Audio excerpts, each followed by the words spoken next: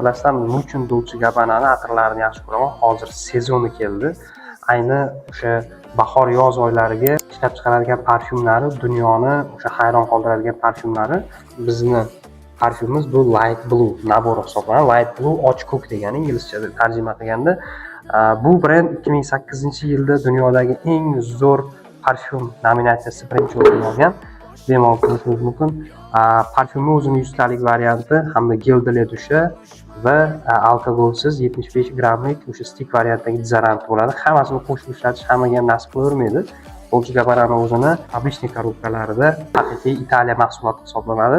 Buni o'sha notalari Sitsiliya mandarini, asosiy notasida juniper, greypfrutlar bo'ladi. Ikkinchi notalarida juda ham noyob bo'lgan Braziliya atirguli daraxtini ishlatgan va o'shaning uchun ham bunda dengiz hillarini ushlab, o'sha kamyob moddalarni mix qilganligi uchun dunyodagi yagona parfyumlardan biri hisoblanadi.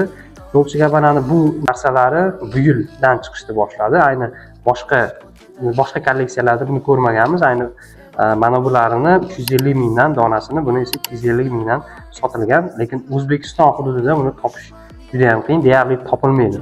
99% va buni parfyumi muzlatadigan o'zi ko'rinib turibdi. Flakondan ham muzdi pori, o'sha muzdi ko'rinishi ayniqsa odamni kayfiyatini issiqlarda ochib beradigan, sog'intiradigan hidlardan biri. Agarda juda ham o'tkir hidlarga ko'nika olmaydigan hamda yoz uchun ideal parfyum tanlamoqchi bo'lsangiz, zo'r ko'rinish hamda uchalasini qo'shib ishlatsangiz, albatta tanho haqiqiy Dolce Gabbana bo'lasiz.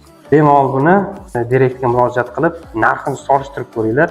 Bozordagi narxdan anchagina arzon narxda sotib olishingiz mumkin. 100% original Dolce Gabbana Light Blue.